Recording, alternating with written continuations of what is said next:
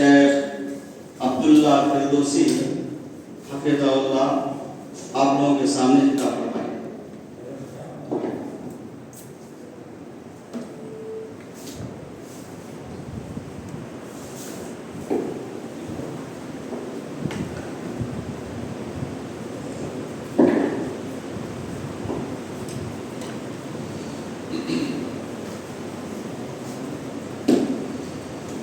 अस्सलामु अलैकुम व रहमतुल्लाहि व बरकातुहू। नहमदुहु व नसल्ली अला रसूलिल करीम अम्मा बाद। फ़अऊज़ु बिल्लाहि मिनश शैतानिर रजीम। बिस्मिल्लाहिर रहमानिर रहीम। इन हुवा इल्ला ज़िक्रुल आलमीन। रब्बि इश्रह ली सदरी व यस्सिर ली अमरी वहलुल उक़दतम मिन लिसानी यफ़क़हू क़ौली।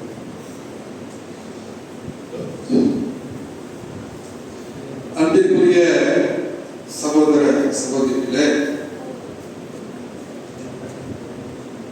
சுவையான உணவை உண்டு இனிமையான தூக்கத்தை ஆடி அசைந்து எதிர்பார்க்கக்கூடிய இந்த வேளையில் அல்லாஹ்வின் அருளை பெற வேண்டும் என்ற ஆர்வத்துடன், இந்த மார்க்கத்தை நிலைநாட்ட வேண்டும் என்ற ஆர்வத்துடன், கல்வி கற்க வேண்டும் என்ற ஆர்வத்துடன் அமர்ந்து கொண்டிருக்கூடிய உங்கள் மீதும் என் மீதும் நம் முன் சென்ற முன்னோர்கள் சஹாபாக்கள் அனைவர்கள் மீதும் அல்லாஹ்வின் சாந்தியும் சமாதானமும் என்றே உண்டாகுமாக. அன்பிற்குரிய சகோதரர்களே, மேராஜ் பயணம் பாடங்களும் படிப்பினைகளும் அருமையான தலைப்பு.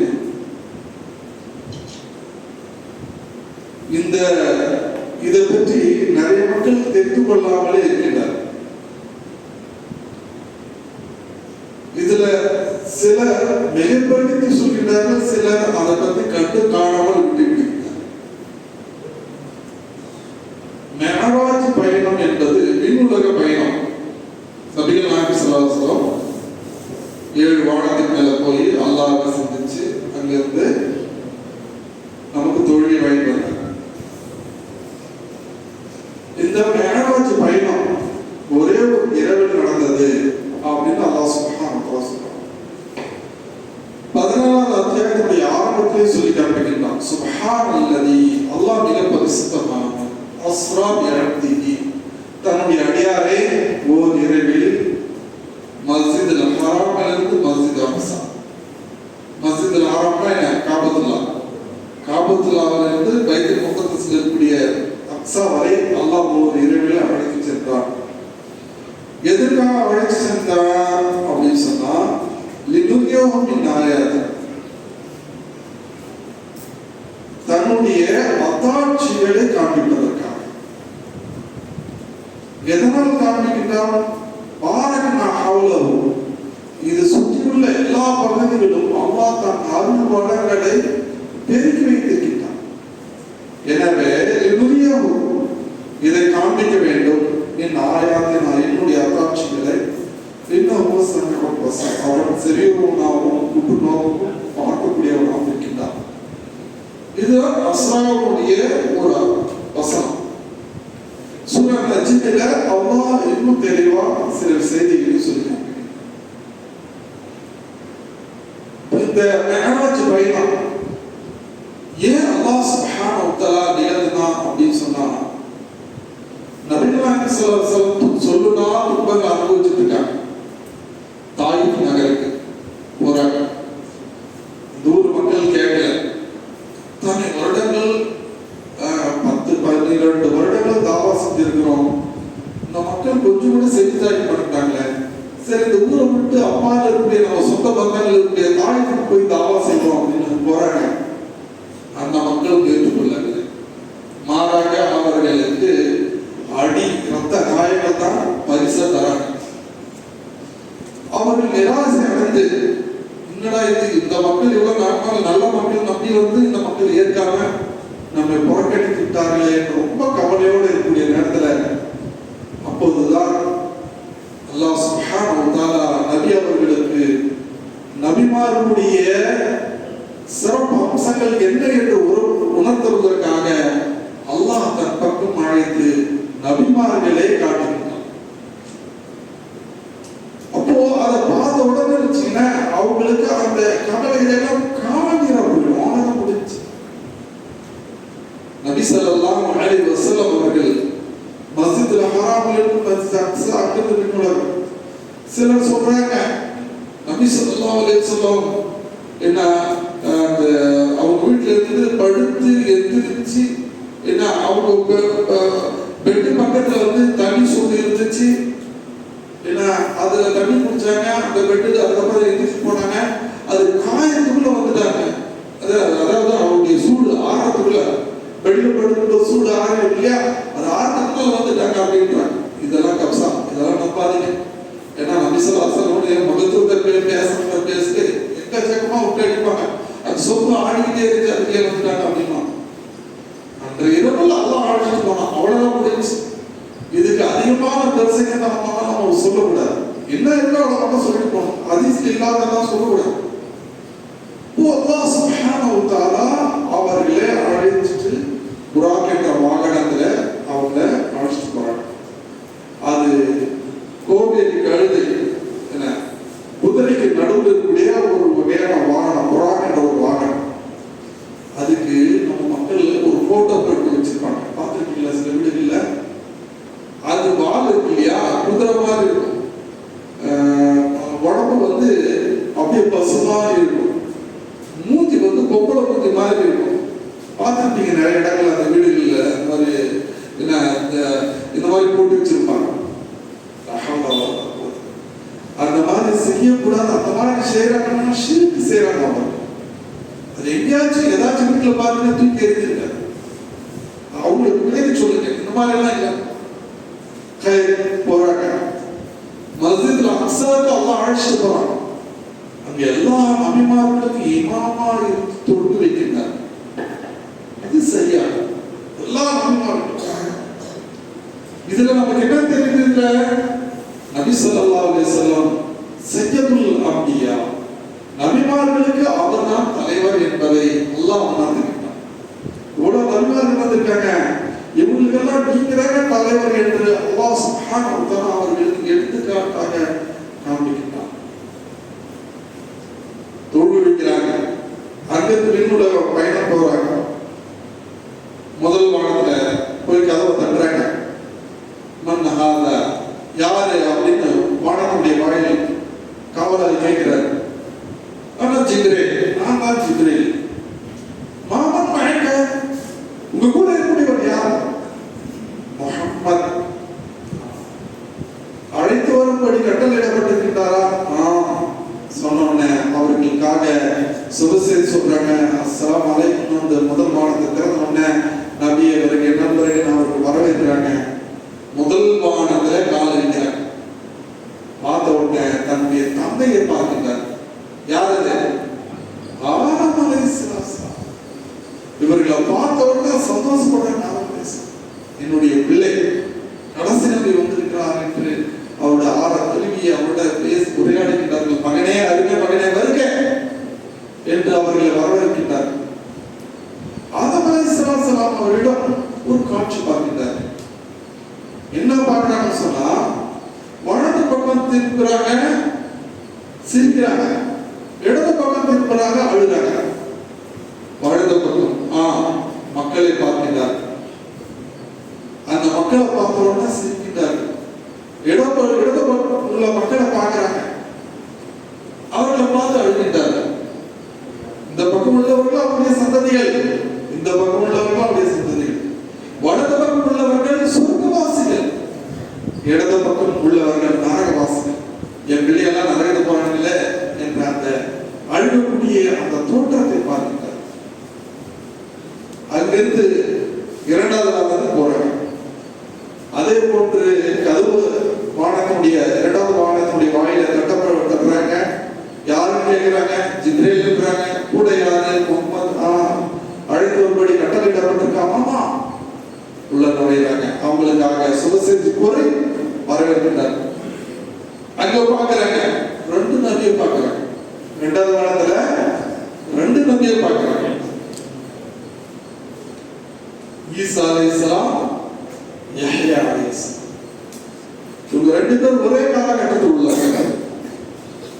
ஈசா அலைஹிஸ்ஸலாமுடைய தாயை பார்த்து படிப்பினை பெற்றதான் ஜக்கரியா அலைஹிஸ்ஸலாம் அல்லாஹ்விடம் துஆ கேட்டார்.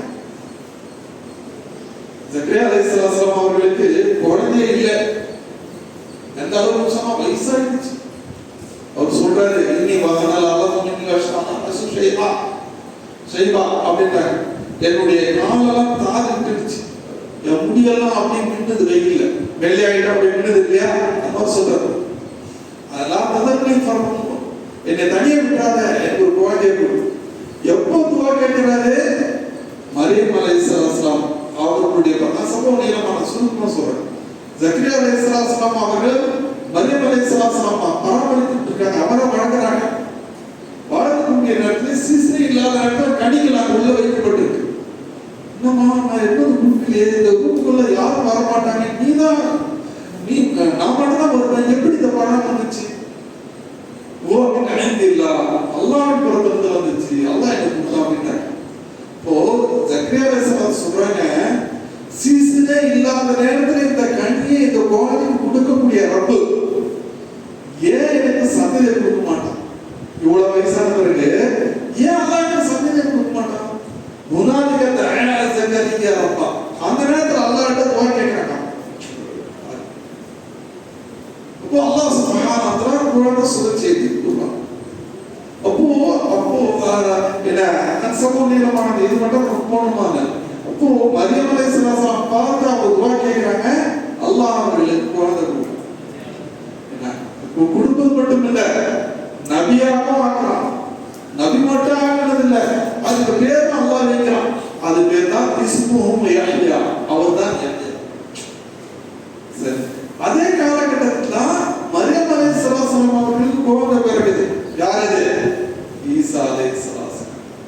ஆக இந்த இரண்டு நபரும் சொந்தக்காரர்கள் கூட. இந்த இரண்டு நபர் யாரு? சொந்தக்காரர். யாரு? ஜக்கரியா அலைஹிஸ்ஸலாமுடைய மனைவியும் மரியம் அலைஹிஸ்ஸலாமுடைய அம்மாவும் அக்கா தங்கச்சி. ஆக ஒரு முறைக்கு ஒரே காலத்தில் அவங்க பிறந்திருக்காங்க. அவர்கள் ரெண்டு பேரும் சோதிக்கப்பட்டிருக்காங்க. அந்த ரெண்டு நபர்களும் முதல் வானத்தில் ஒன்றாக இருக்கிறார், இரண்டாவது வானத்தில் ஒன்றாக இருக்கிறார். பார்த்த உடனே நபி ஸல்லல்லாஹு அலைஹி வஸல்லம் அவர்களை பார்த்த உடனே வருகை வருகை என்று வரவேற்கிறார்கள். அவங்களை பார்த்து மகிழ்ச்சிக்கின்றார்கள், உரையாடுகின்றார்கள். உரையாடின பிறகு மூணாவது வானத்துக்கு போறாங்க. மூணாவது வானத்துல யூசுப் அலைஹிஸ்ஸலாம் அவர்களை பார்க்க, ஆஹா, கண்கொள்ளா காட்சி. அந்த அளவுக்கு பிரகாசமான ஒரு தோற்றம், அவ்வளவு அழகு வர்ணிக்கின்றார்கள். எவ்வளவு அழகா இருக்க, உண்மையிலேயே அந்த அழகு இதுவரையும் பார்த்துக்காத அழகு, அந்த அளவுக்கு அழகா இருக்க. அவர்களை கண்டு உரையாடுகின்றார்கள், பேசுகின்றார்கள், சலாம் சொல்லி அவர்களை வரவேற்கின்றார்கள். அதற்கு அடுத்தபடியாக நாலாவது வானத்துக்கு போறாங்க. நாலாவது வானத்துல இத்ரீஸ் அலைஹிஸ்ஸலாம் அவர்களை சந்திக்கின்றார்கள். ஐந்தாவது வானத்துல என்ன ஹாரூன் அலைஹிஸ்ஸலாம் அவர்களை சந்திக்கின்றார்கள். ஆறாவது வானத்துல மூசா அலைஹிஸ்ஸலாம் அவர்களை சந்திக்கின்றார்கள். ஏழாவது வானத்துல தான் இப்ராஹிம் அலைஹிஸ்ஸலாம் அவர்களை சந்திக்கின்றார்கள். இப்ராஹிம் அலைஹிஸ்ஸலாம் ஆறாவது வானத்துல மூசா அலைஹிஸ்ஸலாம் சந்திக்கும் போகும்போது அவர்களை வரவேற்கின்றார்கள். அவர்களை கடந்து செல்லும் போது மூசா அலைஹிஸ்ஸலாம் அழுறாங்க. ஏன் அழுறாங்க?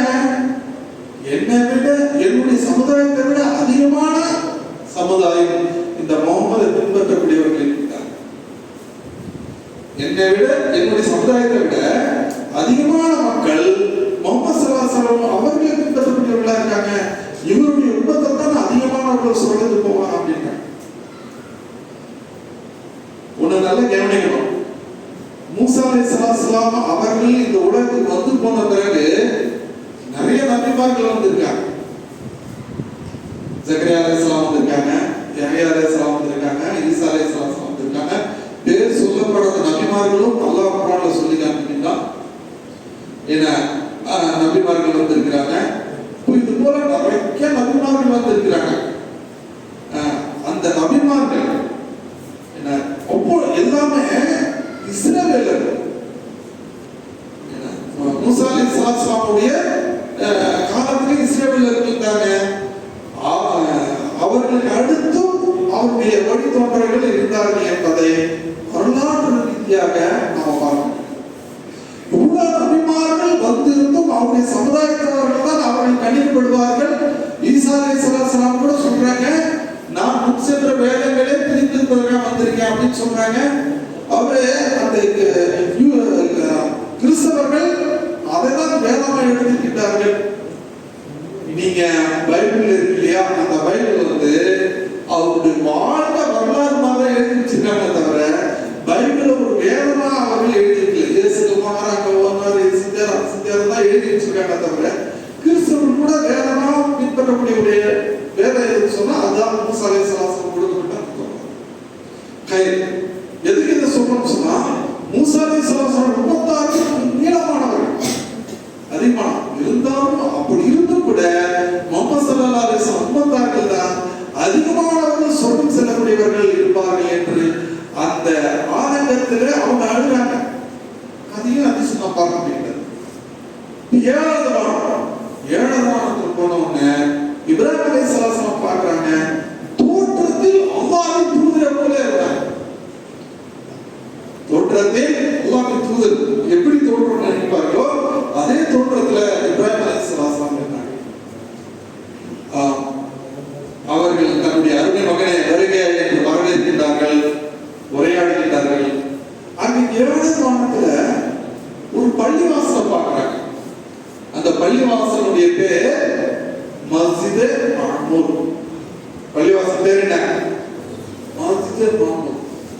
அந்த பள்ளிவாசல் மலக்குமார்கள் தொழுறாங்க. அந்த பள்ளிவாசல்ல மலக்குமார்கள் பரிசுத்தர்கள் தொழுறாங்க. ஒரு நாளைக்கு எவ்வளவு பேர் தொழுறாங்க தெரியுமா? 70,000 மலக்குகள். ஒரு நாளைக்கு 70,000 மலக்குகள் பரிசுத்தர்கள் அங்க தொழுறாங்க. ஒரு முறைதான் அவங்களுக்கு தொழுகிறதுக்கு வாய்ப்பு. உள்ள போய் எவ்வளவு நாளே தொழுதுக்கலாம். தொழுதுட்டு வெளியே வந்தாங்கன்னு வச்சுங்களேன், ரீஎன்ட்ரி கிடையாது. ஒரே ஒரு என்ட்ரி தான், ஒரே முறை தான் உள்ள போக முடியும். போய் தொழுதுட்டு வெளியே வந்தாங்கன்னு சொன்னா மறுபடியும் அப்படி போக முடியும். அப்போ வானவர்கள் படைக்கப்பட்ட நாளிலிருந்து இதுவரை நாள்தோறும் ஒரு நாளைக்கு 70,000 மலக்குமார்கள் தொழுகிறாங்க அப்படின்னு சொன்னா அவங்க ஒருவர் தான் தொழுதுட்டு வெளியே வராங்கன்னு சொன்னா அப்ப எவ்வளவு மலக்குகள் இருப்பாங்க? அதை அல்லாஹ் குர்ஆன்ல சொல்றான், லா யாலமூன ஜுனூத இல்லாஹு, அல்லாஹ்வை தவிர வேற யாரும் அதை அறிய மாட்டாங்க. அல்லாஹ்வை தவிர யாரும் அறிய மாட்டாங்க. இவ்வளவு மலக்குமார்கள் இருக்காங்க, எக்கச்சக்கமான மலக்குகள். அதுக்கப்புறம் சிதறத்துல் முன்தஹா ஒரு மரம், அந்த இடத்துக்கு போறாங்க. அங்க போன உடனே மாணவர் ஜிப்ரைல் சொல்றாங்க, இதுக்கு மேல உங்க கூட நான் வர்றதுக்கு எனக்கு அனுமதி இல்லை, நீங்க போயிட்டு வாங்க அப்படின்னு அவங்கள மட்டும் அனுப்புறாங்க. எப்படி? நீங்க போங்க, அவ்வளவுதான், அல்லாஹ் வழி காட்டுவான், போங்க அப்படின்னு அனுப்பி விட்டுறாங்க. அல்லாஹ்கிட்ட போய் உரையாடிட்டு 50 வக்து தொழுகையை கொண்டு வராங்க. அந்த பயணத்துல 3 வகையான பானம் அவர்கள் கொடுக்கப்படுது. போறாங்களா இல்லையா? 3 வகையான பானம்.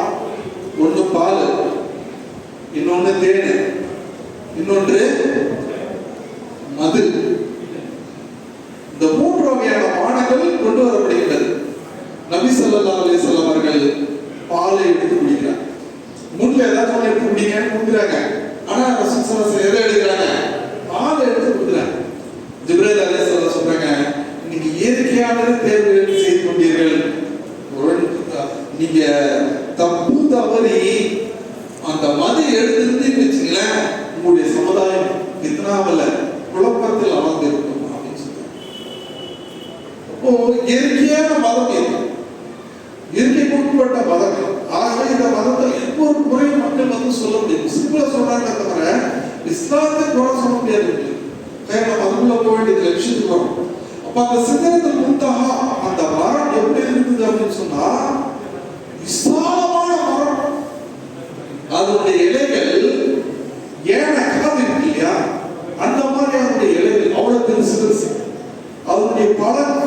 நெல் இருக்கு இல்லையா, பழம் கனி, அதனுடைய கனி நிஜர் நாட்டு பானைகளை போல இருக்குது.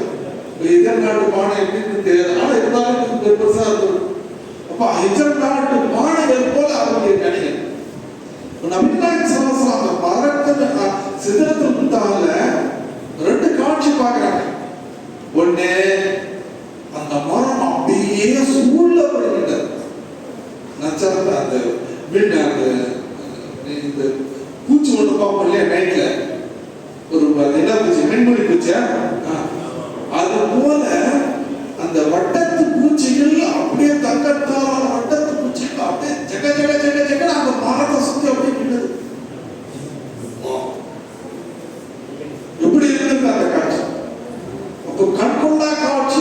ரசூலுல்லாஹ் ஸல்லல்லாஹு அலைஹி சொல்றாங்க, அது வர்ணிக்கவே முடியாது.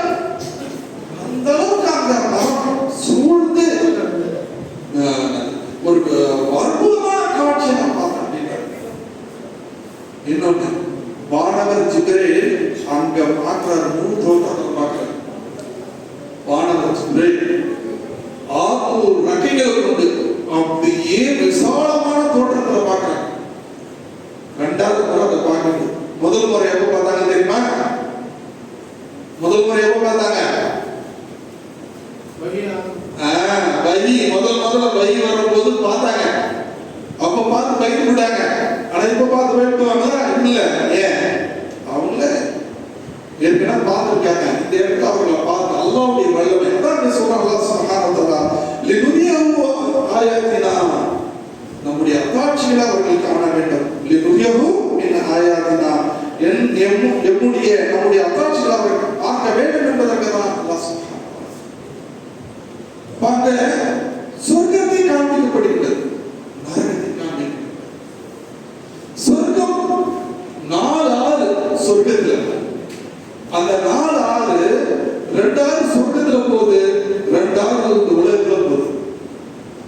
சொர்க்கத்தினுடைய நதி 2 உலகத்திலே இருக்கு. அது புஸ்லா நைல் நதி அப்படின்னு சொல்லுவாங்க. 2 ஆறு இந்த உலகத்திலேயே அது போகுது. இன்னும் 2 ஆறு சொர்க்கத்தில் இருக்கு.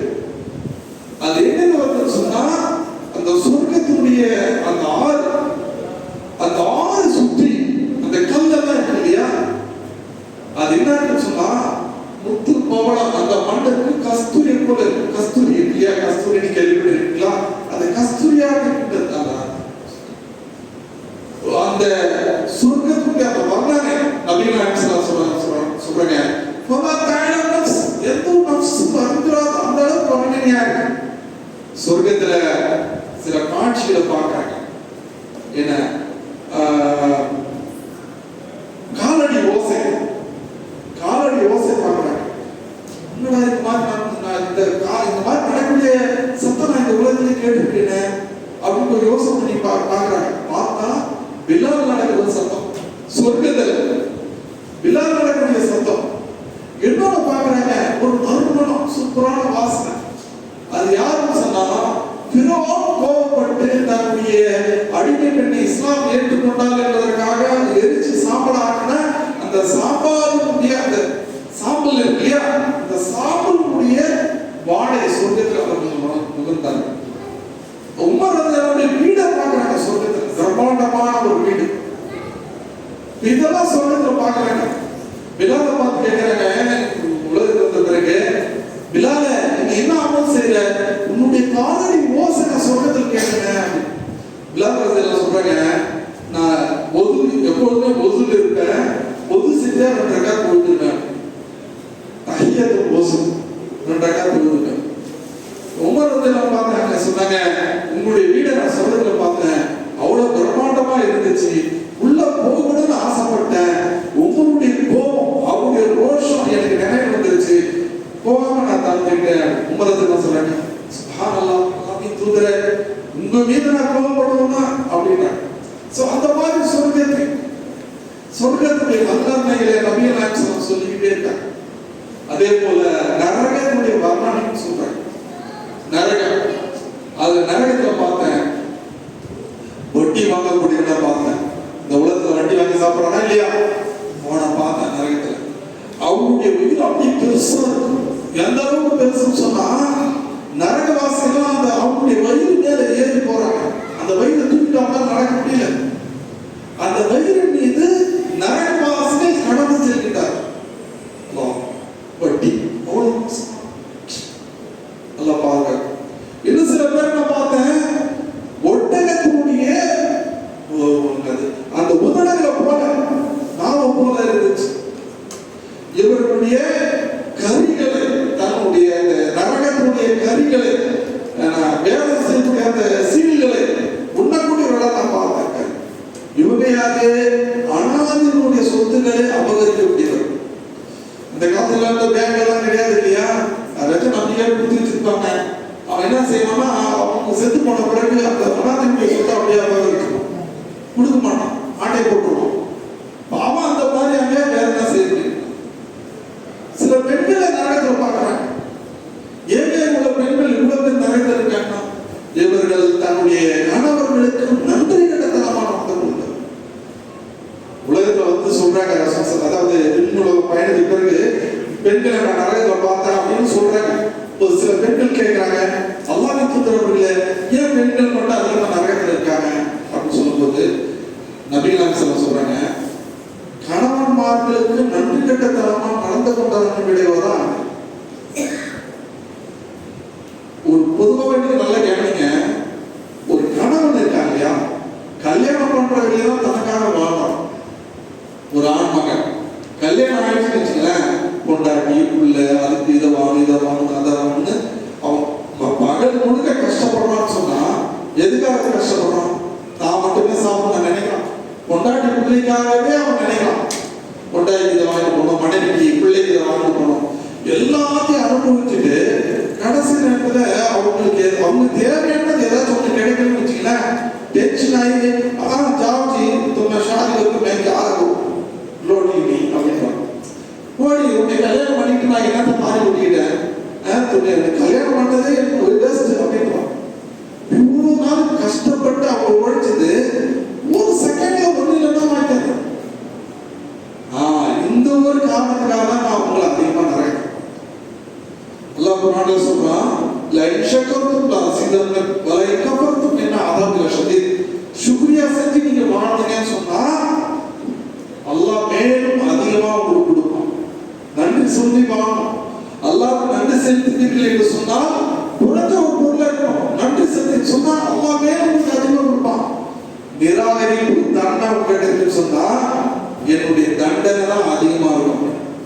அப்போ என்ன கொடுத்துட்டேன் அப்படின்னு நம்ம சொல்லும் போது அப்ப கொடுத்ததெல்லாம் ஒண்ணுமே இல்லையா? அப்போ அல்லாஹ் என்ன செய்யறான்? தண்டிக்கிறான். போனா அவங்க நான் எதுவுமே கொடுக்க மாட்டான் என்ற அந்த செய்தியும் சொர்க்கத்துல நான் பார்த்தேன் அப்படின்ட்டு நரகத்துல பார்த்தேன்னு அந்த மக்களுக்கு சொல்றாங்க. இப்போ நரக செய்திகள் சொர்க்க நரகத்தினுடைய செய்திகள் சொல்றாங்க.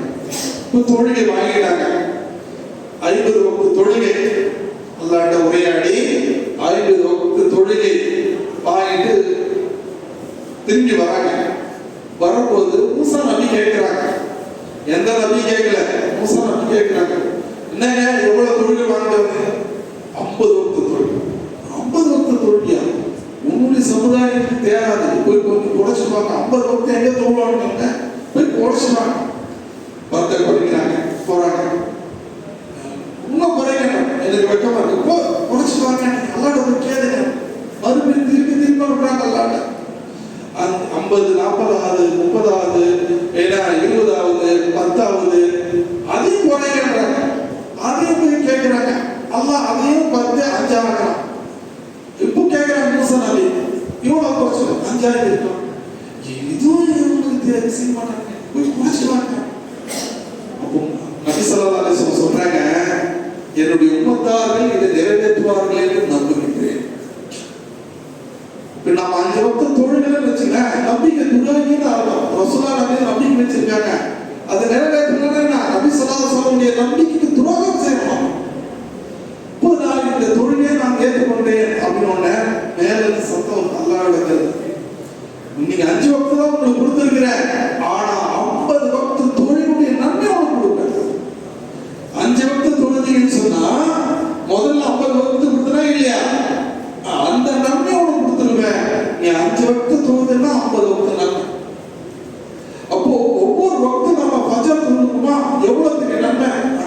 முறை தொழுத நன்மை. லோஹர் தொழுறோமா, ஒரு முறை தொழுறோம், ஆனா 10 நன்மை அதுல இருக்கு. 10 முறை லோஹர் தொழுத நன்மை. அதே மாதிரி அஸ்ர், மக்ரிப், இஷா 10 முறை தொழுத நன்மை கொடுத்துட்டப்போ அப்படின்னு அல்லாஹ் சுப்ஹானஹு வ தஆலா அவ்வளவு பெரிய பாக்கியமுள்ள அந்த தொழுகையை நாம் நிராகரிக்கவே யோசனை பண்ணி பாருங்க. தொழுகை அதை ஏற்று இந்த உலகத்துக்கு வராங்க. வந்த பிறகு மறுநாள் காலையில மக்களுக்கு சொல்றாங்க. சொன்ன உடனே எல்லாம் சிரிக்க ஆரம்பிக்கிறாங்க. எல்லாரும் சிரிக்க ஆரம்பிக்கிறாங்க. இவ்வளவு நாள் முகமது ஏதோ ஒன்று சொல்லிட்டு இருந்தாரு, இப்ப பார்த்தா உண்மையான மண்டல் அப்படின்னு சொல்ல ஆரம்பிக்கிறாங்க. இது அப்படியே பரவுது. அபூபக்கர் போய் சொல்றாங்க, ரலியல்லாஹு அன்ஹு, இங்க பாருங்க, ஒரே நைட்ல இங்கிருந்து அந்த பைத்துல் முகத்தஸுக்கு ஒருத்தர் போயிட்டு வந்தாருன்னு சொன்னா நம்பிக்கையா அப்படின்னா அபூபக்கர் சொல்றாரு, போங்க அதை போய் போயிட்டு வர்றதுக்கு 1 மாசம் ஆகும். அது எப்படி ஒரு நைட்ல போயிட்டு வருவாரு? யாருக்கு சொல்றது? ஓ அவருக்கு சொல்லப்படுது, உங்க முகமது ஒரே இரவுல இங்க இருந்து ஜெருசலம் அந்த பைத்துல் முகத்தஸ் போயிட்டு அங்கிருந்து 7 வானத்துக்கு மேல அல்லாஹ்வை போய் சந்திச்சு தொழுகை வாங்கிட்டு வந்திருக்கிறாருப்பா அப்படின்னு சொன்னோன்னே யார் சொன்னா? முகமது. அப்படியா? அது உண்மை. முகமது நபி சொல்லிட்டாங்களா? அது உண்மையா இருக்கும். ஏன் உண்மை அப்படின்னு சொன்னா, இங்க நடக்கக்கூடிய ஒரு செய்தி ஒரு செகண்ட்ல 7 வானத்துக்கு மேல போய் அதுக்கான தீர்வு ஒரே ஒரு செகண்ட்ல இங்க வருது அப்படின்னு சொன்னா, ஏன் போர் இரவில இறை தூதர் போயிட்டு வந்துருக்க முடியாது? தாராளமா போயிட்டு வந்துருக்கலாம் சொன்னோன்னே அப்பதான் நபிகள் நாயகம் ஸல்லல்லாஹு அலைஹி வஸல்லம் இந்த காலகட்டத்தில் அவங்களுக்கு பேர் வைக்கிறாங்க, சித்திக் என்ற பேர். அபூபக்கருக்கு அந்த நேரத்துல சித்திக் என்ற பட்ட பேர் வைக்கிறாங்க. அன்பிற்கு எவ்வளவு பெரிய இப்போ எதிரிகள் சும்மா வர்ற வார்த்தை. நீங்க போயிட்டு வந்தீங்கன்றீங்க இல்லையா, பைத்துல் முகத்தஸ் போயிட்டு வந்திருக்கீங்க இல்லையா, பைத்துல் முகத்தஸ் போயிட்டு வந்தீங்கன்னு சொன்னா அங்குள்ள அடையாளத்தை சொல்லுங்க அப்படின்னா, நம்ம வீட்டுல படி கட்டி வச்சிருந்தோமா, நீங்க வீட்டுல மாடி படி எத்தனை சொல்ல முடியுமா? யார் வீட்டுல உள்ள மாடி படி எத்தனை சொல்ல முடியல. ஏன்னா நானும் டெய்க்காக குடியிருக்கிறேன், அவங்க எப்படி சொல்லுவாங்க? அல்லாஹ் எடுத்துட்டு வந்து முன்னாள் நீங்க வச்சு அவங்க என்னென்ன கேட்கறாங்களோ அந்த அடையாளத்தை அப்படியே பார்த்து சொல்றாங்க. சனுரியம் ஆயாது, தன்னுடைய அத்தாட்சிகளை பார்த்து அவர்களுக்கான அந்த பயணத்தின் போது அவர்கள் திறந்து வைக்கக்கூடிய தண்ணியை மூடுறாங்க, அதையும் சொல்றாங்க. அவர்கள் காண போன ஒட்டகத்தை கண்டுபிடிச்சு கொடுக்குறாங்க, நபிகள் நாயகம் ஸல்லல்லாஹு அலைஹி வஸல்லம் அதையும் சொல்றாங்க. அங்கிருந்து வந்த வழி அந்த வணிக குழு கேட்கிறாங்க, இந்த மாதிரி பார்த்தீங்கன்னா, ஆமா பார்த்தேன் அப்படி. இது சொன்ன பிறகு நிறைய ஒரு சில மக்கள் முர்த்ததாயிட்டாங்க. ஏன் என்னப்பா இது எப்படிப்பா நம்புறது அப்படின்னு அறிவு வச்சு சிந்திக்கிறாங்க. இஸ்லாத்தை நீ மேராஜுடைய பயணத்தை அறிவு வச்செல்லாம் சிந்திக்க கூடாது, ஆனா அவங்க சொல்றது உண்மையா இல்லையா அதை பாரு. அப்போ அந்த ஏன் அல்லாஹ் இந்த நிகழ்ச்சி ஏற்படுத்தலாம்? ஏன்னா மிகப்பெரிய ஒரு ஆட்சி அதிகாரம், மிகப்பெரிய ஒரு பொறுப்பு சொல்ல வேண்டியது இருக்கு. மதீனாவுக்கு போய் ஹிஜ்ரத் செஞ்சு போய், ஆகவே அவங்க கூட வரக்கூடிய போலியானவர்கள் வரக்கூடாது. ஈமான்ல பார்த்து எடுக்கணும், ஃபில்டர் பண்ணி எடுக்கணும். இதெல்லாம் நம்பின பிறகுதான் அவங்களுக்கு அந்த இதயத்து கிடைக்கும். ஆகவே அல்லாஹ் சுப்ஹானஹு வ தஆலா என்ன செய்யறான்? தன் பக்கம் மாறினான். ஒரு விஷயத்தை நம்ம நல்லா புரிஞ்சுக்கணும். இஸ்லாத்துடைய கடமைகள் எத்தனை? 5. இந்த 5 கடமைகள்ல 4 கடமை இந்த உலகத்திலே நமக்கு கடமையாக்கப்பட்டது. வானவர் ஜிப்ரீல் வந்து நமக்கு செய்தி சொன்னார்.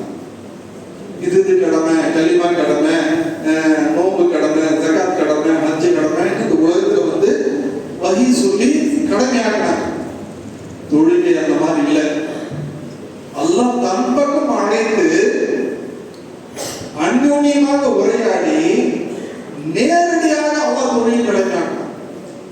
எவ்வளவு முக்கியத்துவமா இருக்கும். வா எல்லாரும் போய் வந்து என்ன பண்ணுங்க, அங்க வாங்கிங்க அப்படின்னு சொல்லிட்டு கடைசியாக ஒரு நபரை அழைச்சு நீ வீட்டுக்கு வா அப்படின்னு வீட்டுக்கு முதலாளி கூப்பிட்டு நல்லா உபசரிச்சு இந்தா அப்படின்னு கொடுக்குறாரு. எவ்வளவு பெரிய சந்தோஷமா இருக்கும். முதலாளி என்னை கூப்பிட்டு எவ்வளவு சந்தோஷம் இருக்கு. சாதாரண மனுஷனுக்கு இவ்வளவு சந்தோஷம் சொன்னா, இந்த தொழுகை அல்லாஹ் தன் பக்கம் அழைத்து அவர்களை உபசரிச்சு அந்த அத்தாட்சியெல்லாம் காண்பித்து, நீங்க தொழுதீங்கன்னா இந்த நன்மை இருக்கு, இது இந்த நன்மை இருக்கு, எல்லாத்தையும் காண்பித்து இதை நீங்க செஞ்சீங்க தொழுகை அல்லாஹ் கொடுக்குறான் அப்படின்னு சொன்னா எவ்வளவு முக்கியத்துவம் வாய்ந்ததா இருக்கு அந்த தொழுகை. சீமா சுஜூத், மூமின்களுடைய அடையாளம் அந்த தொழுகை தான். மறுமையில ஹவுத கௌசருடைய தண்ணீர் குடிக்கக்கூடியவர்கள் யார்? அந்த தொழுகை தொழுதவர்கள் மட்டும் தான் தண்ணீர் குடிக்கும். நபிகள் ஸல்லல்லாஹு கேக்குறாங்க, உம்மத்தை எப்படி தெரிஞ்சுப்பீங்க? ஈஸி.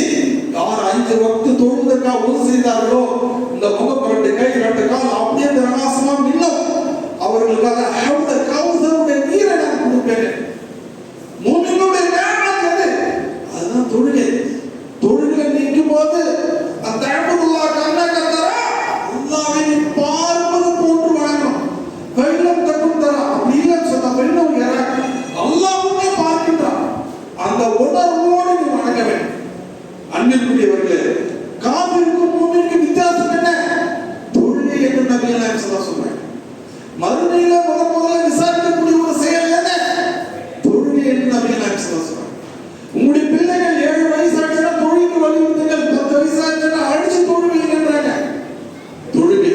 தொழுகை தான் ஒரு மூமினுக்கு இன்னொரு மூமினுக்குரிய ஒரு நட்பு முறையாளர். மறுமையில ஒரு வந்து சொர்க்கத்தில் இருப்பான், அவனுடைய கரெக்டும் தொழுது இருப்பான், சொர்க்கத்தில் இல்லாம பார்க்கலாம், சுத்தி சுத்தி பார்க்கலாம், பூரா சொர்க்கத்தையே ரவுண்ட் அடிச்சுட்டான். அது திருதோசம் எல்லா சொர்க்கத்தையும் நான் ரவுண்ட் அடிச்சிட்டான், எங்கேயுமே காணல. அல்லாஹ்ட்ட கேட்பான், அல்லாஹ்வே துனியாவுல எவ்வளவு தொழுதுட்டு இருந்தான் ஒருத்தன், அவனை பார்க்க முடியல. சில தவறுனால நரகத்தில் இருப்பான், எனக்கு அவன் வேணும், போய் அழைச்சு. அவங்ககிட்ட தொழுகை இருக்கா, நபியான வணக்கம் இருக்கா, பார்த்து இருந்தா அவன் கூட்டு வந்துரு. அதிசீலமான சுருக்கமாசம். ஆக நமக்கு தொழுகை தான் நமக்கு என்ன மூமினுக்குரிய அடையாளம், மறுமைக்குரிய அங்கீகாரம், சொர்க்கத்துக்கு போவதுங்க அத்தாட்சியா இருக்கு. தொழுகை இல்லை அப்படின்னு சொன்னா எல்லாமே மாசலகக்கும் ஃபீ சக்கர், சக்கர் என்ற நரகத்துக்கு ஏண்டா நீங்க அந்த காலுலம் நன்மின முஸல்லி, நான் தொழுகையாளியா இருக்கிறேன். கல்லா இந்த உலகத்தின் தொராக்கு தொண்டை கூடிய உயிர் வந்து அடையக்கூடிய நேரத்தில் அடி அடிப்பாங்க. எத்தனை பல உற்சாகம் பார்ப்பாங்க, முகங்கள் முதுகில் பலார் அடிப்பாங்க. ஏண்டா அவனுக்கு இந்த நிலைமை சக்கரத்துல? அதுக்கு அவன் சொல்லுவான் காலுலம், அந்த நேரத்தை அவன் சொல்லலாம், நாங்க தொழுகவில்லை. சுரகியாமா படிச்சுப்பாங்க, நாங்க தொழுகல. சக்கரத்துடைய நேரத்தில் இந்த நிலைமை, நரகத்தில் இந்த அன்பிற்குரியவர்களே, யார் தொழுகிறார்களோ அவர்களை மலக்குமார்கள் வரவேற்பார்கள் சொர்க்கத்தில். யார் இங்கே ஒரு நிமிடோடு வாழ்ந்து கொண்டிருந்தார்களே, வாங்க உடைய உடலுக்கு வாங்க, சொர்க்கத்துக்கு போங்க என்று அவர்களுக்காக வரவேற்பு யாருக்கு? சொர்க்கவாசிகள். ஆக அன்பிற்குரிய சகோதரர்களே, மேராஜ் பயணம் தரக்கூடிய படிப்பினை என்ன? தொழுகாம இந்த ரஜபு 27 நீங்க நைட்டு நிறைய பேர் அதான் செஞ்சுட்டு இருப்பாங்க. இந்த நைட்ல தான் போனான்றதுக்கு ஆதாரம் கிடையாது. ஏன் எல்லாம் தெரிஞ்சாங்க, இதை ஏன் எழுதல, இதை பதிவு செய்யலன்னு சொன்னா இதுக்கு முக்கியத்துவம் கொடுக்கல. போனார்கள் என்ற செய்தி உண்மையானது, மேராஜ் போனான்ற செய்தி உண்மையானது. ஆனா இந்த தேதி தான் போனான்றதுக்கு எந்த ஒரு ஆதாரம். அந்த 5 வக்து தொழுகையை நாம பேண வேண்டுமே தவிர அந்த நைட்ல மட்டும் போயிட்டு வந்தாங்கனால தொழுதுக்கு எந்த ஒரு ஆதாரம் இல்லை என்பதை நாம் புரிஞ்சுக்கிட்டு ஏதோ சடங்கு மாதிரி நாம செய்யாம அன்றாட வாழ்க்கையில நபி ஸல்லல்லாஹு அலைஹி வஸல்லம் காட்டி தந்ததை பேணி நடக்கக்கூடிய நல்ல மக்கள் வாழ்வதற்கு முயற்சி செய்ய மாட்டேன்.